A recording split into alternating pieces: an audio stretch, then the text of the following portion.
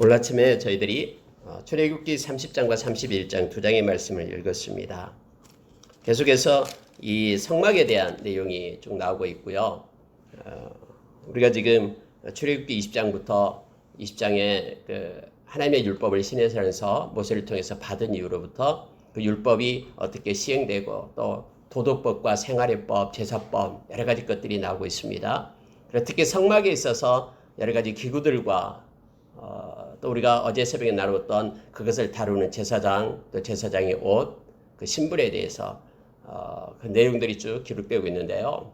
이와 같은 것을 우리가 깊이 묵상할수록 십자가에서 우리를 위하여 생명을 주신 예수 그리스도를 우리가 더 깊이 사랑하게 되고 또 그분께 더 가까이 나아가게 되면 우리가 알게 됩니다. 이 구약의 말씀을 언제나 신약의 눈으로 우리가 봐야 된다라고 그랬죠.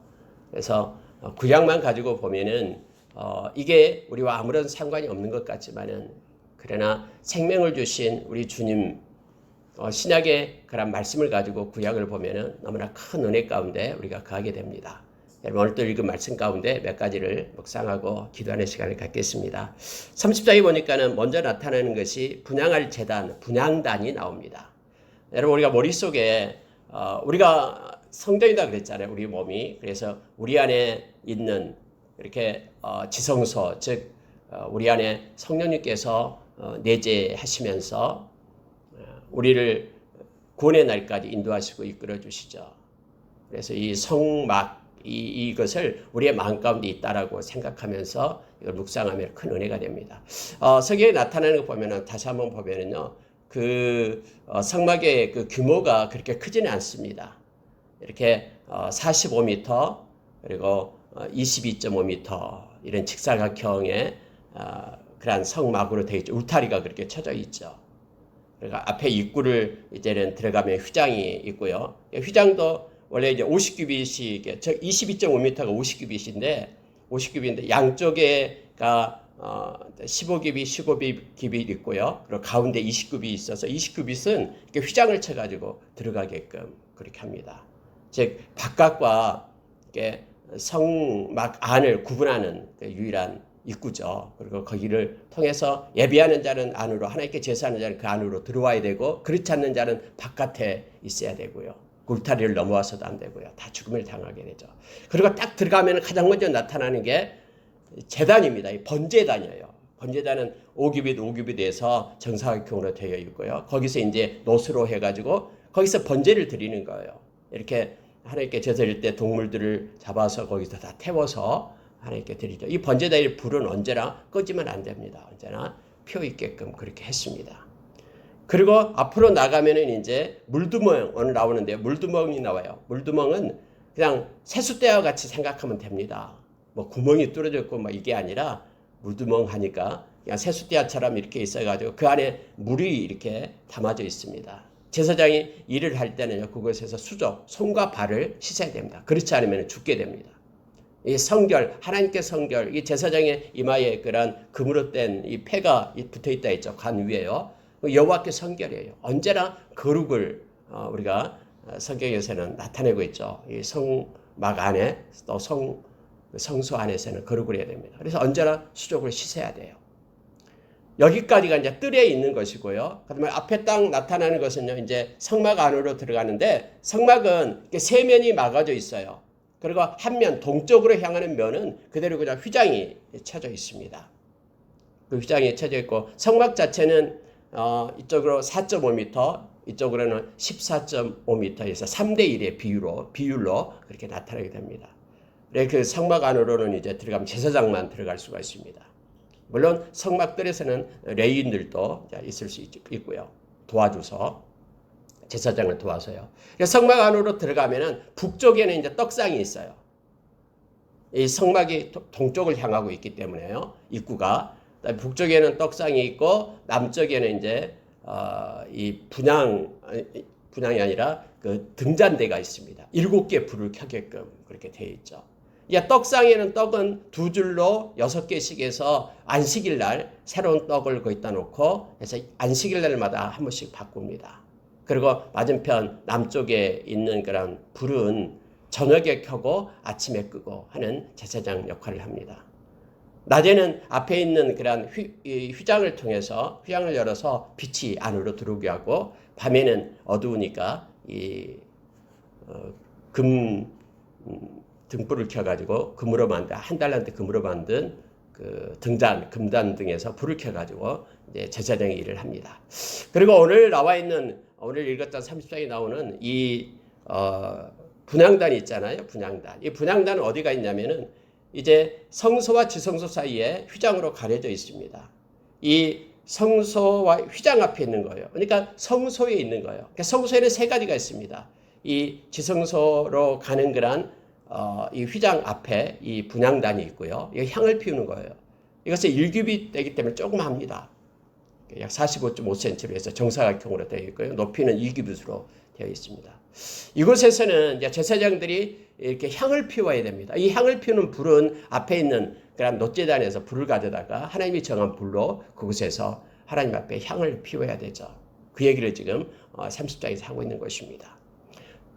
이 향은 2번 피웁니다. 오늘 읽었던 말씀처럼 아침과 저녁에 불을 피우게 됩니다.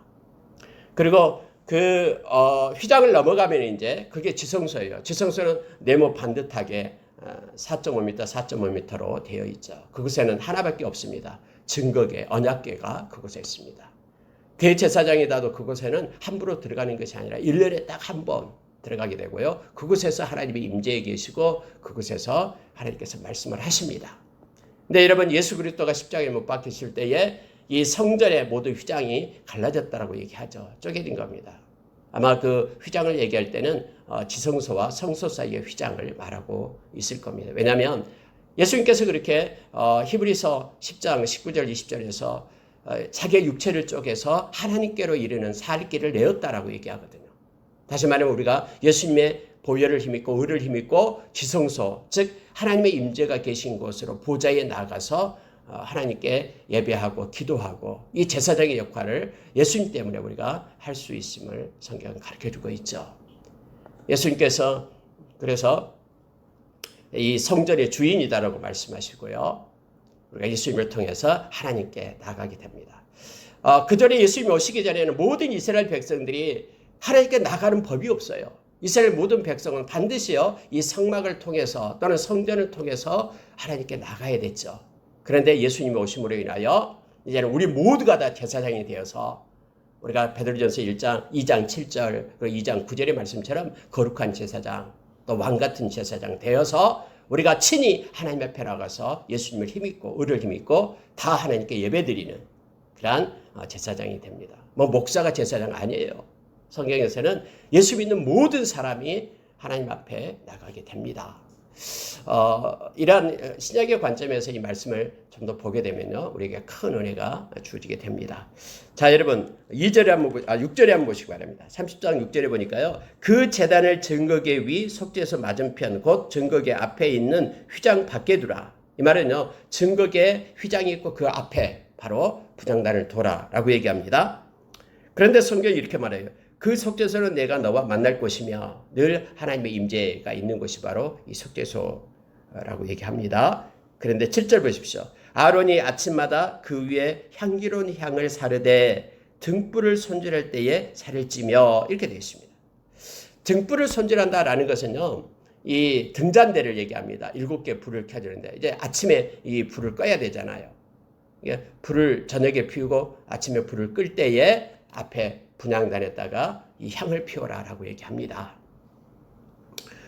그리고 또 8절을 보십시오. 또 저녁 때에 등불을 켤 때에 살을 찌니 이제 저녁 때 이 등잔단에 불을 켠다 했죠. 7개의 불을요. 그런데 그때도 역시 분향단에다가 향을 사는 게 향은 2번 사리게 됩니다. 아침 저녁으로. 우리가 여러분 어제 새벽에 봤습니다만은 상번제라고 있었죠. 매일 그 1년 된 양을 갖다가 하나님 앞에 드리는 번제가 있었죠. 아침 저녁으로 이것도 반드시 해야 됩니다. 그럴 뿐만 아니라 매일 아침 저녁으로 하나님 앞에 이 향을 피워야 된다라고 지금 성경은 말하고 있습니다.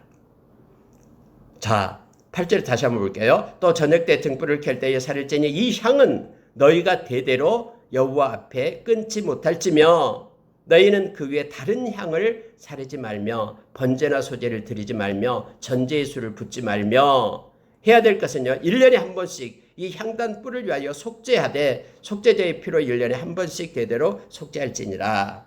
제단은 여호와께 지극히 거룩하니라. 이런 엄격한 규칙이 있었습니다. 여러분, 우리가 요한계시록에 보면은 요한계시록 5장과 7장에 성도들이 하나님 앞에 기도를 하죠. 그러면 성도들의 기도가 이 향연, 즉 향기가 되어서 하나님의 보좌에 올라간다라고 얘기하죠. 그래서 여러분요, 여기서 지금 향을 피운다라는 것은 뭐냐면요, 하나님 앞에 기도하는 것을 상징하고 있습니다. 하나님 앞에 기도할 때에 하나님께서 그 기도를 응답을 하시고 들으시죠.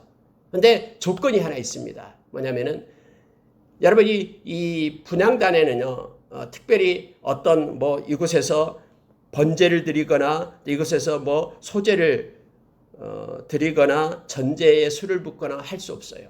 이거는 한 가지 할 수 있는 게 뭐냐면 1년에 한 번씩 속죄제만 드리게 돼요. 속죄제가 뭡니까? 거룩하게 하는 것을 얘기하죠. 다시 말하면은 우리가 기도 중에 이 분향단은 속죄제, 즉 회개함으로 인하여 하나님의 회개한 그 기도를 들으신다라는 것을 우리가 영적으로 이 말씀 속에서 보게 됩니다. 이 향기는 바로 성도의 기도를 나타내고 있는데요. 우리가 하나님 앞에 기도할 때요, 먼저 우리의 마음 가운데 속죄제, 즉 거룩한 자로 회개하고 하나님 앞에 회개 기도를 하고, 그리고 우리가 기도할 때에 하나님의 기쁨으로 우리의 기도를 들으시고 응답해 주심을 우리가 말씀 속에서 보게 됩니다. 왜냐하면 우리가 이사야서 59장에 보면은 이 죄악이 있게 될 때는 하나님 우리의 기도를 듣지 않는다고 했거든요. 우리와 하나님 사이에 이 벽이 있다라고 말했거든요. 그래서 늘 우리가 하나님 앞에 나올 때 매일, 이것도 여러분 이 향을 피운 것도요, 매일매일 아침 저녁으로 피우잖아요. 늘 우리가 하나님 앞에 말씀의 거울에 비추어서 성령께서 우리가 요한복음 16장 8절에 보니까 성령께서 우리의 죄에 대해서, 의에 대해서, 심판에 대해서 우리를 책망한다라고 얘기하죠. 그러니까 성령께서 우리 가운데 깨닫게 하는 거예요. 여러분, 억지로 회개 안 됩니다. 성령께서 우리의 마음을 알게 하고 깨닫게 할 때에, 말씀에 비춰서 우리를 하여금 깨닫게 할 때에 우리가 인정하고 하나님께 회개하며 늘 회개하는 자리에 서기를 우리가 원합니다. 여러분, 다른 향을 사리지 말며 이렇게 되어 있습니다. 하나님께서 정해준 향이 있어요. 뒤에 우리가 읽었습니다만은 이 향에 대해서 하나님이 받으시는 방법이 있어요. 아무 향이나 이거 좋은데, 이거 냄새도 좋고 하기 때문에 이 향을 갖다가 하나님께 드려야 되겠다. 아니요. 하나님은요, 당신이 받으시기를 원하는 것을 딱 말씀에 정해놨어요. 그래서 여러분, 우리가 하나님을 섬기는 데 있어서는요, 아무런 세상적인 방법으로 하나님을 섬겨서는 안 돼요. 하나님의 방법으로, 하나님이 가르쳐 주시는 말씀대로 하나님을 섬겨야 됩니다. 우리가 여러분 너무나 잘 알잖아요. 언약궤를 나를 때는 반드시 제사장이 이렇게 어깨에 메고, 궤를 깨어가지고 어깨에 메고 날려야 되잖아요. 다윗이 너무나 마음이 급해가지고 새 수레로 좋은 방법을 하다가 우사가 죽는 그런 사건들이 나타나잖아요. 우리가 때로는요, 우리 합리적인 방법을 가지고 하나님을 섬기려고 하는 것들이 성경에는 맞지 않다라는 거예요. 이거 인본주의예요. 우리는 신본주의. 하나님께서 말씀하신 대로 우리가 하나님께 예배하고 하나님께 섬기고, 이게 바로 하나님의 마음을 가지고 우리가 온전한 마음으로, 진실한 마음으로, 경외하는 마음으로 하나님을 섬기는 방법이죠. 만약에 하나님이 경외하는 방법이 없다면요, 다 자기를 위하여 자기 편리대로 하나님을 섬기게 되는 거예요. 그래서 성경은 이것을 명확하게 하고 있는데요, 다른 향으로는 절대로 그곳에 그 향을 피우지 말 것을 성경은 말해주고 있습니다. 그 다음에 나타나는 것이 뭐냐면요, 자 12절 이하에 보니까는 속전입니다. 생명의 속전을 얘기합니다. 생명의 속전은 어떻게 하냐면요, 20살 이상 된 사람의 그러한 이스라엘 백성들을 계수를 합니다. 그리고 20살 이상 된 사람을 얘기합니다. 20살 이상 된 사람한테는 하나님 앞에 생명의 속전을 드려야 된다라고 얘기합니다. 그게 반세겔이에요. 반세겔. 1년에 한 번씩 반세겔을 하나님께 드립니다. 물론 성경에 보니까는 16절 보시기 바랍니다. 너는 이스라엘 자손에게서 속전을 취하여 회막 봉사에 쓰라. 이것이 여호와 앞에서 이스라엘 자손의 기념이 되어서 너희의 생명을 대속하리라. 이렇게 말하고 있습니다. 그래서 이 반세겔씩 내는 것은 이제 회막, 즉 성막에 필요한 것들을 위하여 쓰게끔 하나님께서 그렇게 합니다. 여러분 근데 중요한 법칙이 하나 있죠. 그게 뭐냐면요. 이거예요. 자, 15절이 중요합니다. 한번 보십시오. 너희의 생명을 대속하기 위하여 여호와께 드릴 때에 부자라고 반세겔에서 더 내지 말고 가난한 자라고 덜 내지 말지며 이렇게 말합니다. 우리가 일반적으로 생각하면 이것은 뭐 다다익선해서 많이 내면 좋다 이렇게 생각할 수 있잖아요. 근데 이건 그게 아니에요. 이 생명의 속절은요. 가난한 자나 부유한 자나 똑같이 반세겔씩 내게 돼 있어요. 왜냐하면 가난한 자의 생명도 동일하고요. 부자의 생명도 동일하다라는 거예요. 뭐 부자라고 해서 엄청나게 많이 내고 가난한 자니까는 적게 내고 이런 원리가 아니에요. 특히 생명과 연관되는 것은요. 가난한 자나 부한 자나 하나님 앞에서는 똑같이 존귀하고 보배롭다라는 거예요. 그래서 이것을 정확하게 내라고 성경에 말합니다. 이것은 여러분 다음에 신약에 와서도 이게 계속해서 유지되죠. 뭐 성전세라 해가지고 예수님한테도 막 반세겔 내라고 막 그러잖아요. 베드로 그때 여러분 예수님의 호주머니예요. 이 베드로의 호주머니예요. 이 반세겔이 없었어요. 반세겔이. 그래가지고 베드로한테 이제 성전세 받으러 오는 사람이 성전세 내라. 왜냐하면 성전을 유지해야 되기 때문에. 이게 이제 해방을 유지하기 위해서 이 성막을 유지하기 위해서 지금 이 생명의 속전을 얘기하고 있잖아요. 베드로가 너의 선생님은 이 반세겔 성전세 안 내냐 하니까 베드로가 툴툴거리면서 얘기하잖아요. 낸다. 근데 돈이 없어요. 베드로의 호주머니에. 예수님 그거 알고 계셨죠. 베드로가 오니까 예수님께서 말씀했잖아요. 너 가서 낚시해라. 그래서 고기를 잡아라. 고기 잡아서 팔아라가 아니라 고기 이 주둥이 열면 그 안에 한 세겔이 있을 거다. 그래서 그 한 세겔 가지고 네 거 내 거 그거 내라. 이렇게 성경에 기록되어 있는 걸 보게 되죠. 하나님 우리 주님은 그처럼 세상에 있을 때는 정말로 낮은 그런 삶을 살았음을 우리는 너무나 잘 압니다. 우리 주님이 그 가이사를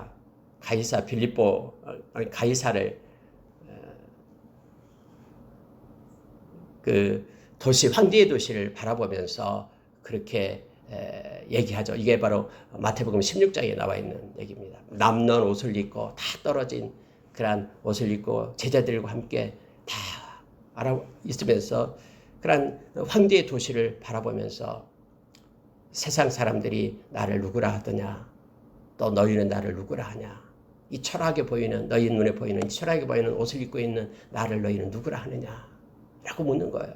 세상은 휘황찬란하고 막 부가 있고 이런데 그때 베드로가 말하잖아요.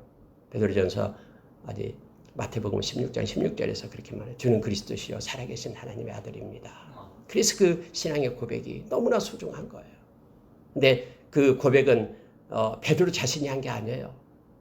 하나님이 그렇게 알게 했다라고 예수님께서 그렇게 가르쳐줬잖아요. 이 험한 세상에서 비록 우리가 가난하게 살고 힘들게 산다 할지라도 여러분 우리는 예수 그리스도를 믿는 것이 가장 존귀하고 보배로운 것임을 우리는 너무나 잘 압니다. 여러분의 생명에 대한 것이 지금 나와서 신약의 말씀과 같이 영광시켜서 말씀을 드렸습니다만은 이 땅에서 아무리 부자도요 아무리 가난해도 하나님 눈에는 똑같습니다. 그들이 예수 그리스도 믿고 있으면 영원한 생명을 가진 존귀하고 보배로운 자임을 우리가 기억하고 이 하나님의 마음을 우리가 가지고 있어야 돼요. 그래서 여러분 야고보서 2장에 보면은 그렇게 말하잖아요. 너희 회당에 사람이 올 때에 막 좋은 옷을 입은 사람이 오는 것하고 또 가난한 사람, 남는 옷을 입은 사람이 올 때에 서로 차별하지 말라. 이건 악한 것이다. 라고 성경이 말해주고 있습니다. 그 주님의 마음을 가지고 우리가 이 세상을 살아가야 됨을 성경은 가르쳐주고 있습니다. 여러분 그 다음에 나온 것이 이제 물두멍이 나와요. 물두멍. 아까 얘기했던 이 대야로 생각하면 됩니다. 거기에 물을 담고 손을 씻는데요. 자 19절 보시기 바랍니다. 아론과 그의 아들들이 그 두멍에서 수족을 씻되 그들이 해막에 들어갈 때에 물로 씻어 죽기를 면할 것이요 제단에 가까이 가서 그 직분을 행하여 여호와 앞에 화제를 사를 때에도 그리할지니라. 해막에 들어갈 때나 화제를 행한다. 이것은 화제라는 것은 불로 태워서 하나님께 드리는 그 방식을 얘기하죠. 그럴 때에도 역시 수족을 씻어야 된다는 말입니다. 그렇지 않으면 죽는다라는 거예요. 하나님 앞에 거룩한 자로 사는 것이 얼마나 무섭고 또 이게 얼마나 또 중요한 것인가를 이걸 통해서 우리가 알게 됩니다. 여러분 우리가 세상에 우리가 성도다라고 얘기하는 것은 거룩한 무리다라는 뜻이죠. 즉 하나님께 속한 자라는 거예요. 우리가 늘 하나님께 속한 자로, 세상에 속한 자가 아니라, 비록 우리가 세상에 살고 있지만 세상에 속한 자가 아니라 하나님께 속한 자로 우리가 서야 됨을 성경이 말하고 있습니다. 다시 말하면 세상과 야합하지 말고 불의와 타협하지 말고 언제나 거룩하게 하나님 앞에 예배자로 설 것을 성경 우리에게 말해주고 있습니다. 이제 관유에 대한 성경이 나오는데요. 이제 기름입니다. 여러분 25절 보시기 바랍니다. 자, 22절 이하에서는 이 관유를 갖다가 거룩한 기름을 갖다가 어떻게 만들 것인가 그 제조 방법까지 하나님이 가르쳐줘요. 이 방법대로만 해야 됩니다. 뭐 계피가 얼마, 여기서 나는 쭉 나오죠. 뭐 창포가 얼마 이런 식으로 해서 하나님이 만들어준 그런 기름 어떤 식으로 제조해라 라고 말합니다. 근데 25절 보니까 그것으로 거룩한 관유를 만들되 향을 제조하는 법대로 향기름을 만들지니 그것이 거룩한 관유가 될지라. 하나님이 정해준 방법대로 해야 됩니다. 그래서 이 관유를 만들 때 뭐 다른 것을 갖다 창작품을 덧붙여서는 안 된다라는 걸 성경은 명확하게 말해주고 있고요. 특히 여러분 이 관유가 이 기름이 부어질 때 거룩함을 입습니다. 심지어 여러분 사람한테도 기름을 붓게 되는데 누구에게만 붓게 되냐면 제사장에다 기름을 붓게 되죠. 물론 왕과 선지자와 제사장 이 세 사람한테만 관유를 붓게끔 되어 있죠. 일반 사람한테 부으면 큰일 납니다. 못하게끔 그렇게 되어 있죠. 자, 30절 보시기 바랍니다. 너는 아론과 그의 아들들에게 기름을 발라 그들을 거룩하게 하고 그들이 내게 제사장 직분을 행하게 하고 이렇게 되어 있습니다. 여러분 기름에 대해서는 우리가 오늘날 뭐 기름을 발라서 뭐 기도하고 물론 야고보서에 보면 그게 있습니다. 기름을 바르고 장로들을 청하여 기름을 바르고 기도하게 하라라고 말합니다. 여기에서 비롯된 그런 내용들이죠. 근데요, 여러분 우리가 성령님께서 우리 가운데 기름을 부어준다라고 성경에 말해주고 있죠. 요한일서 2장 27절 이하에 우리의 마음 가운데 기름 부음을 받게 될 때 우리는 모든 것을 알게 되고 깨닫게 된다라고 성경은 말해주고 있습니다. 특히 요한사도가 그렇게 우리에게 가르쳐주고 있어요. 오늘날 여러분 이 성령께서 우리 가운데 임하고 우리 가운데 기름을 붓는다라는 것은요. 성령님은 거룩하신 분이잖아요. 성령의 기름 부음이 우리 가운데 있다라는 것은요. 우리가 하나님께 속한 자가 된다라는 거예요. 거룩한 자로 하나님 편에 선 거룩한 자가 된다라는 것을 말해주고 있습니다. 하나님의 속한 자가 될 때 우리는 깨달음을 받게 됩니다. 하나님의 사랑을 알게 되고 말씀을 깨닫게 되고 하나님의 뜻이 무엇인지 눈물이 무엇인지 하나님이 무엇을 보고 계신지 나를 통해서 내 인생을 통해서 하나님이 원하시는 것이 무엇인지 성령만이 그걸 우리를 이끌고 성령만이 가르쳐줘요. 우리가 고린도전서 2장 제가 자주 얘기하죠. 세상은요 성령에 대해서 알지도 못해요. 또 받기를 원치도 않아요. 그러나 성령께서만 하나님의 뜻을 그 마음을 통달하시고 우리에게 가르쳐준다고 얘기합니다. 물론 여러분 로마서 8장에서도 하나님께서는 이 성령을 통해서 우리의 모든 것들 우리의 기도를 받으시고 또 성령님을 통해서 우리가 증거를 받는다고 했죠. 하나님의 자녀라고. 그래서 하나님 나라를 상속한 자로 우리가 선다라고 얘기합니다. 성령의 기름이 그리 중요합니다. 성령의 기름이라는 것은 우리로 하여금 하나님의 뜻을 알게 하고 또 진리 가운데로 우리가 나가게 하고 이 모든 것들이 성령의 역사하심을 갖다 성령의 기름 부음으로 나타내고 있음을 보게 됩니다. 이때 당시 여러분 이 거룩한 기름, 이 거룩한 관유가 아니면은요 거룩하게 된 것이 없어요. 모든 기구들도 다 기름을 부어야 됩니다. 그리고 심지어 그 안에서 일하고 있는 이 제사장들도 기름 부음을 받아야 됨을 알게 합니다. 성령의 기름 부음이 우리 가운데 있고요. 그래서 우리가 평생 거룩한 하나님의 백성으로 하나님께 영광 돌리는 삶을 사는 저와 여러분 되기를 원합니다. 여러분 32절에 한번 보시기 바랍니다.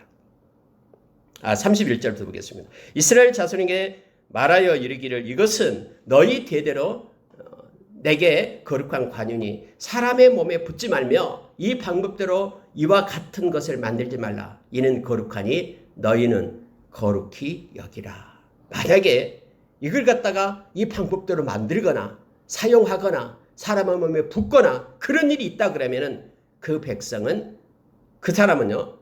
자 30절에 말한 거죠. 모든 자는 타인에게 붙는 모든 자는 그 백성 중에서 끊어지리라. 여러분 백성 중에서 끊어지리라라는 것은요. 그런 하나님의 그런 백성, 그 하나님의 백성 가운데 그 공동체 가운데서 그는 떠나가게 된다. 쫓겨나게 된다라고 말합니다. 다시 말하면 구원의 반열에서 떠나가게 된다라는 것을 말해주고 있습니다. 여러분 하나님은요. 다음에도 여러분 이제 향에 대해서 나오고 있습니다만은 이 말씀을 보면은 절대로 하나님은 하나님의 것을요. 다른 사람과 나누어 갖지 않습니다. 여러분 이걸 기억해야 돼요. 하나님은요. 하나님께 드려지는 것, 또 하나님 것은요. 다른 것 사람과 공유하고 나누어 갖지 않아요. 무슨 얘기냐면요.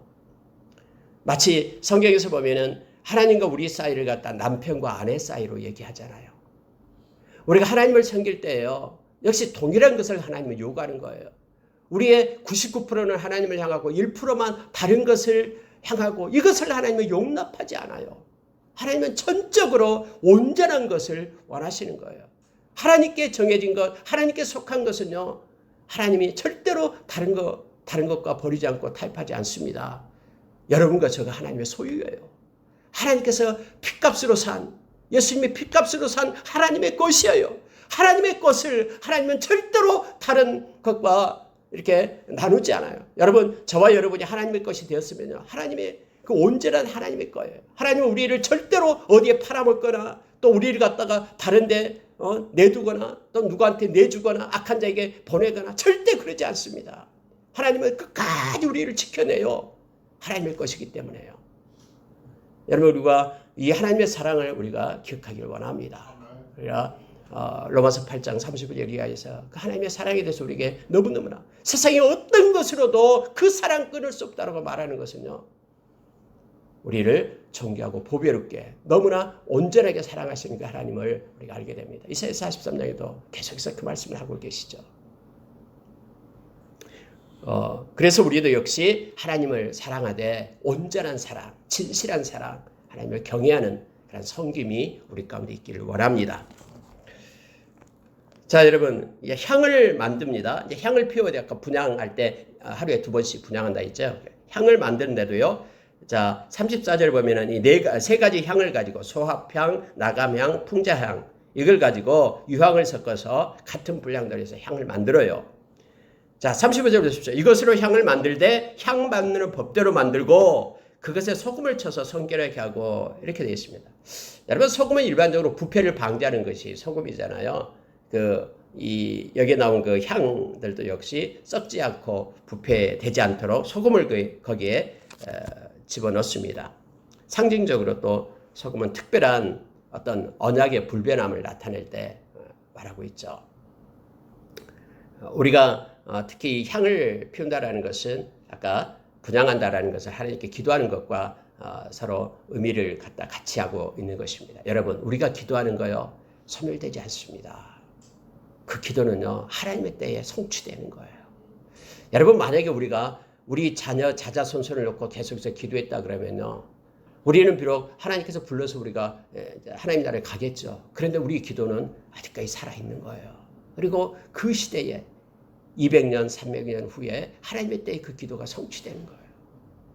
이 소금을 쳐서 향을 만드는데요 이것은 계속해서 없어지지 않고 또 이것은 언약의 불변성을 상징적으로 나타내고 있습니다. 민수기서 18장에 보면은 소금에 대한 내용이 나오고 있죠.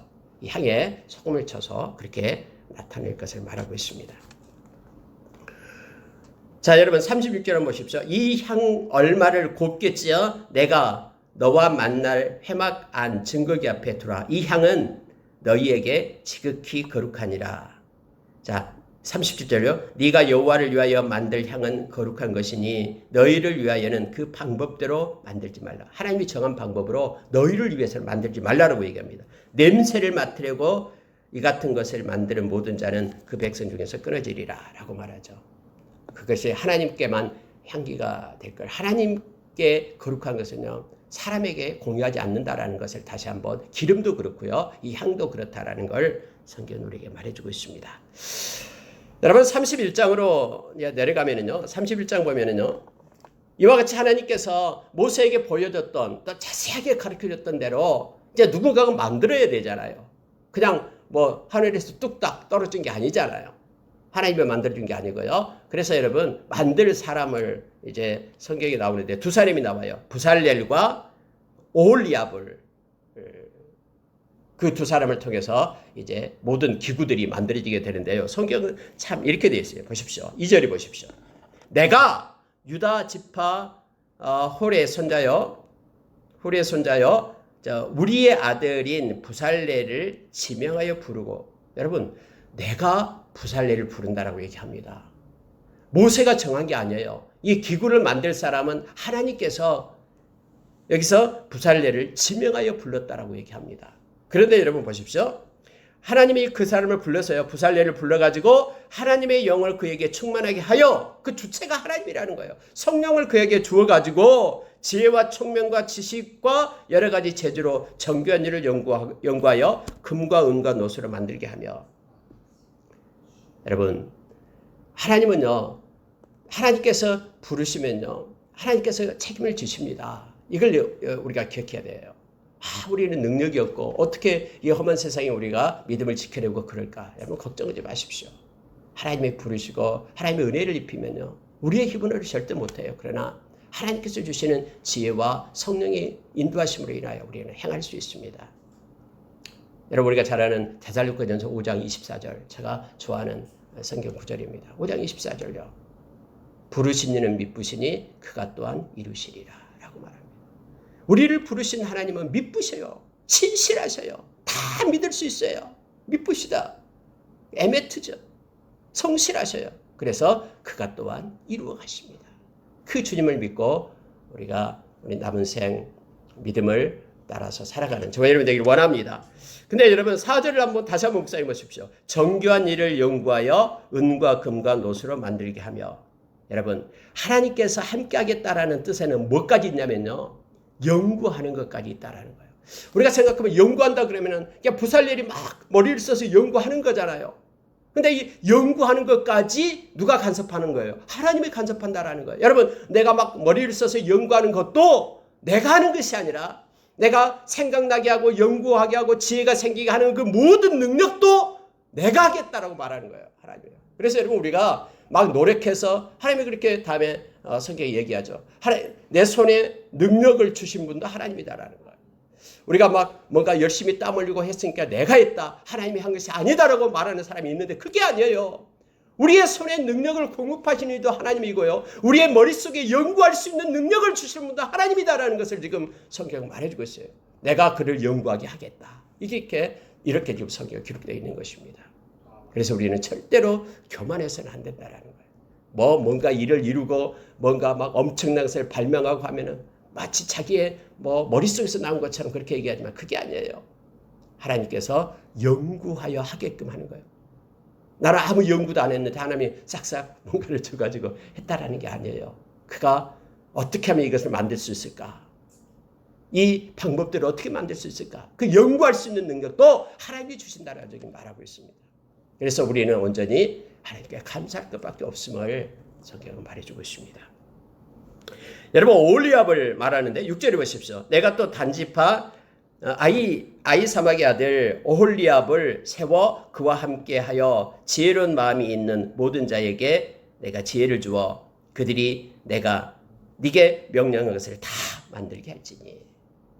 어쩌면 모세는 마음속에 걱정하고 있었을지도 몰라. 하나님께서 막 이 모양 저 모양으로 말하는데 치수까지 정확히 얘기하니까 야 이걸 어떻게 만드냐. 하나님께서는 걱정하지 마라 모세야.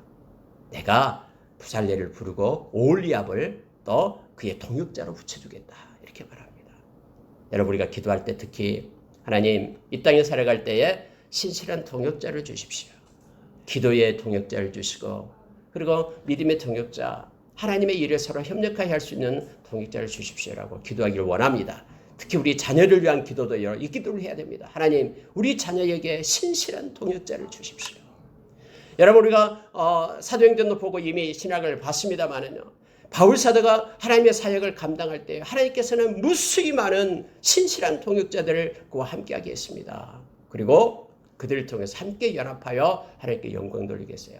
하나님 앞에는요. 이 조연이 없어요. 모두가 다 주연입니다. 주연들이 만나는 거예요. 누구를 도와주니까 이 사람은 조연이고 이 사람이 주연이다. 바울 사도가 주연이고 나머지 누가나 뭐 다른 디모데나 디도나 이 모든 사람은 조연이다. 아니요. 그렇지 않습니다. 하나님 편에서 보면은 그들이 주연인 거예요. 모두가 다 동등하게요. 하나님의 사역은 이루어져 나가고 있는 것입니다. 단지 이제 그렇게 성경에서 기록되고 나타날 뿐입니다. 그래서 여러분 우리가 하나님의 나라에 가게 되면요. 우리가 깜짝 놀란다라고 하잖아요. 전혀 생각지 않는 이름 없이 빛도 없이 행한 그가 너무너무나 하나님 앞에서 그러한 어마어마한 일들을 했음을 그리고 하나님 앞에 칭찬받는 자로 서 있음을 우리가 깨닫게 돼요. 우리가 알고 있는 사람들보다도 알지 못하는 사람들에 의해서 하나님의 나라에 가면은 엄청난 하나님 앞에 칭찬을 받게 될 것입니다. 우리는 이걸 기억하는 거예요. 왜냐하면 하나님 앞에서 모두가 다 주연이기 때문에 그렇습니다. 자, 여러분 안식일에 대한 내용이 나옵니다. 이것만 보고 마치겠습니다. 갑자기 여러분 20장에서 역시 그 십계명이 나왔었는데요. 다른 십계명은 나오지 않는데 안식일이 또 반복이 됩니다. 안식일을 기억하라라고 말합니다. 자, 14절을 보시기 바랍니다. 너희는 안식일을 지킬지니 이는 너희에게 거룩한 날이 됨이니라. 그날을 더럽히는 자는 모두 죽일지며 그날에 일하는 자는 모두 그 백성 중에서 그 생명이 끊어지리라. 실제로 여러분 광야에서 안식일에서 일하다가 잡혀서 이게 돌에 맞아서 죽는 일이 있었잖아요. 하나님께서 그렇게 행하라 해가지고요. 안식일에 대한 얘기를 합니다. 제가 계속해서 안식일에 대한 전번에도 십계명에서 안식일에서 말을 했습니다만 여러분 그러면서 여러분 여기에서는요. 대대로 영원한 언약으로 삼을 것이니 라고 말합니다. 16절에 보니까요. 그걸 지켜서 그것을 대대로 영원한 언약을 삼을 것이니 제가 대대로 또 영원한 이런 단어에 대해서 말씀을 드렸죠. 여러분 이 정신은요. 이것은요. 없어지지 않습니다. 이 안식에 대한 그 내용에 대해서도 영원히 그대로 대대로 지킬 것을 지금 말하고 있는 것이에요. 그러면 오늘날 우리는 어떻게 할 것인가에 대한 문제가 나타나게 됩니다. 자, 이 문제에 대해서 여러분 잠깐 좀 보도록 하겠습니다. 여러분 신명기서 5장 15절을 보면은요. 다음에 신명기서 5장 15절에서도 십계명에 대한 내용을 말하고 있는데요. 그때는 십계명에 대해서 이렇게 말하고 있습니다. 제가 읽어드리겠습니다. 너는 기억하라. 네가 애굽 땅에서 종이 되었더니 내 하나님 여호와가 강한 손과 편팔로 거기서 너를 인도하여 내었나니 그러므로 내 하나님 여호와가 내게 명령하여 안식일을 지키라 하느니라. 여러분 여기서 안식일의 의미는 애굽 땅에서 그들을 인도해내는 구속에 대한 하나님의 그러한 은혜, 구속을 하셔서 종되었던 그들을 갖다가 하나님의 백성으로 끌어내어서 구속해 주었다라는 그런 은혜 때문에 안식일을 지켜라라고 말하고 있습니다. 여기서 지금 출애굽기 31장에서 또 출애굽기 20장에서 말할 때는요. 자, 17절을 보면 이렇게 됩니다. 출애굽기 31장 17절이에요. 이는 나와 이스라엘 자손 사이에 영원한 표징이며 나 여호와가 엿새 동안에 천지를 창조하고 일곱째 날에 일을 마치고 쉬었음이니라 하라. 그래서 창조에 대한 것 때문에 안식일을 지키라라고 지금 말하고 있는 것이죠. 그래서 하나님께서 쉬었기 때문에 말을 합니다. 우리가 이러면 시작에 와서 예수님께서 왜 십자가에 못 박혀 죽었냐면 이게 안식일 때문에 죽게 되는 겁니다. 안식일에 일을 했다라는 거예요. 어떻게 이 십계명을 어기면서 안식일을 일한 사람이 하나님으로부터 온 사람이냐? 아니다라는 거예요. 그래서 그가 신성모독죄로 죽는 거예요. 안식일 때문에요. 하나님의 아들이 아니면서 아들이다 했다라고 말하는 거예요. 근데 성경에 보면은요. 예수님께서 그렇게 말합니다. 내가 안식일의 주인이다라고 말하면서 하나님께서 일하니 나도 일한다라고 말하는 거예요. 여러분 이 안식일의 개념을 참에는 하나님께서 일하시고 쉬신 것에 대한 거예요. 쉼에 대한 것을 얘기하고 있습니다. 그리고 이것이 이제 구속사적인 의미로 나타납니다. 너희들이 노예로 죽을 수밖에 없는 너희들을 영원한 하나님의 백성으로 상징적으로 나타난 거예요. 그래서 그들을 인도해 냈기 때문에 너희들이 이것을 안식일을 지키라라고 얘기합니다. 예수 그리스도가 실제 대신 예수 그리스도가 오신 다음에는 어떻게 되냐면은 모든 것들이 이제 기존의 그림자들이 이제 실제가 왔기 때문에 그림자들이 없어지게 되는 거예요. 그리고 예수님을 통해서 우리는 영원한 안식으로 들어가게 됩니다. 그전에는 영원한 안식이 없어요. 이건 상징적으로 지금 안식을 나타내는데 예수님을 통해서 예수님이 부활함으로 인하여 우리의 죄값이 완전히 소멸되고 우리가 영원한 생명을 얻게 되는 거예요. 그래서 주일날 우리에게 영원한 안식을 주신 주일날 우리는 이 안식을 기념하면서 오늘 영원한 그리고 대대로 지킨다라는 것은요. 그 우리에게 안식을 주신 하나님께 감사하며 하나님께 영광 돌리는 거예요. 여러분 안식일날 이스라엘 백성이 했던 것이 뭐냐면요. 하나님의 행하신 일에 대해서 하나님께 감사하고 하나님께 예배하고 찬양하고 선한 일하고 이런 일이었잖아요. 마찬가지로 오늘날 우리가 이제 주일을 정해서 영원한 안식을 기념을 하는 겁니다. 주일날 예수님께서 부활하시고 또 성령께서 오신 날이기 때문에 우리에게 영원한 안식을 주신 우리 주님을 찬양하고 십자가의 그 은혜를 감사하고 하는 예배로 오늘날 우리가 사는 것입니다. 그러나 만약에 이 문자적으로 안식일 이 토요일 날 지키지 않으면 구원을 못 받는다고 얘기하면요. 이것은 신약 성경을 완전히 무시한 겁니다. 신약 성경 갈라디아에서 나타나는 모든 것들요. 여러분 이 실제 복음이 오기 전까지 믿음이 오기 전까지는 이 율법은 몽학선생 초등교사에 불과하다고 얘기합니다. 이것은 간지 데려다 주는 거예요. 예수 그리스도까지만 갇혀 있게끔 하고 예수 그리스도 오신 후에는 우리가 그 안에서 생명을 얻게 되었다라고 성경은 말해주고 있습니다. 그래서 이것을 여러분 절대 혼란에 빠지지 말기 바랍니다. 특히 악한 이단들이 와서 이 문제 가지고 계속해서 성경 보여주면서 이거 영원히 지켜라 했는데 왜 너를 지키지 않느냐. 지금 야단이에요. 이 문제 때문에요. 여러분 골로새서 한번 보시기 바랍니다. 골로새서 14절 시간이 좀 있습니다. 됐습니다만 3분만 이거 중요한 것이기 때문에 제가 좀 보고 가겠습니다. 골로새서 2장 14절에서 17절 한번 보십시오. 골로새서 2장 14절에서 17절을 보시기 바랍니다. 골로새서 2장 14절에서 17절 제가 읽어드리겠습니다. 물론 12절부터 보면 좋은데요. 시간이 없으니까 14절부터 보겠습니다. 우리를 거스르고 불리하게 하는 법조문, 이게 율법이에요. 법조문으로 쓴 증서를 지우시고 제하여 버리사 십자가에 못 박으시고 누가요? 예수님이 오셔서 이 율법에 쓴 모든 증서를 지우고 제하여 버리고 십자가에 못 박았다. 15절 통치자들과 권세들을 무력화하여 드러내어 구경거리로 삼으시고 십자가로 그들을 이기셨느니라 라고 말하면서 16절 보십시오. 그러므로 먹고 마시는 것과 이 먹고 마시는 것은 이제 제사법을 얘기합니다. 이제 우리가 나오잖아요. 깨끗한 그런 음식이 있고 이렇게 나오죠. 근데 요즘에도 여러분 이걸 말아. 그래서 미꾸라지 안 먹어요. 어떤 사람들 예수 믿으면서도 지르름이 비늘이 없다라고 말하면서요. 장어탕도 안 먹고. 근데 이것은 잘못된 거예요. 성경적으로 보면 보십시오. 먹고 마시는 것. 또 절기 무슨 절기 있잖아요. 6월절 무슨 절기 이런 절기. 그다음에 초하루 어디를 보니까 또 월상 예배 초하루 예배를 드리는 또 대도도 있더라고요. 물론 이제 하나님께 예배 드리는 거 좋습니다만은 그러나 그것을 지키지 않으면은 우리는 구원이 없다라고 말하면 큰일 납니다. 그리고요 안식일 이 안식일이 나와요. 안식일을 이유로 누구든지 너희를 비판하지 못하게 하라. 안식일을 안 지키면 구원 못 받고 이게 아니다라는 걸 지금 성경이 말합니다. 그러므로 여러분 보십시오. 17절이 중요합니다. 이것들은 장래일의 그림자이나 이건 그림자다라는 거예요. 장래에 나타날 그림자였다라는 거예요. 뭐가요? 안식일도 절기도 초하루도 먹고 마시는 것도 모든 제사법도 정결법도 이것은 장래일의 그림자였다라는 거예요. 장래일이 뭐예요? 예수님이 오시기 전까지 예수님이 오실 때를 위한 그림자였다라는 겁니다. 그러면 몸은 그리스도의 것이니라. 근데 여러분 이게 좀 해석이 저는 좀 잘못됐다고 봐요. 왜냐하면 몸은 그리스도의 것이니라 라고 말하니까 좀 헷갈려요. 몸은 그리스도의 것이니라. 이 말은요. 그림자하고 몸하고 지금 비교를 하고 있는 거예요. 몸은 뭘 나타내냐면 실제를 나타내는 거예요. 실제는 그리스도에게서 발견됐다라는 거예요.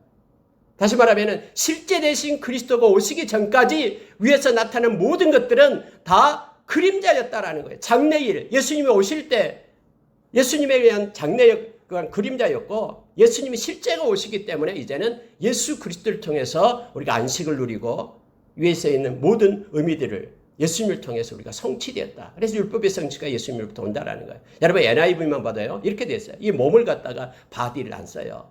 소마 할 때 이 몸을 뭘 쓰면 그냥 리얼티를 씁니다. 리얼. 우리가 레알 말을 하죠. 리얼티. 실제로 얘기합니다. The reality 이렇게 봐요. However is found in Christ 이렇게 돼 있어요. 그러니까 the reality 실제가 however 그러나 실제가 is found 발견되어졌다. 어디에서? In Christ 예수 안에서 예수로 인하여 실제가 발견되었다. 그런데 위에서 말하는 모든 것들은 다 그림자였다. 장래의 그림자보다가 아니라 그림자 아닌 실제가 예수님을 통해서 나타났다. 그러니 안식일이니 다른 것 때문에 너희들을 옛날에는 패미하지 못하게 하라. 여기는 비판하지 못하게 하라.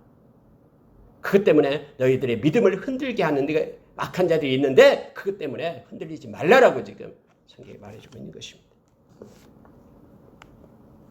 말씀을 마치겠습니다. 이 증거판에 대해서는 18절은요 32장과 연관되기 때문에 월요일 아침에 말씀을 나누도록 하겠습니다.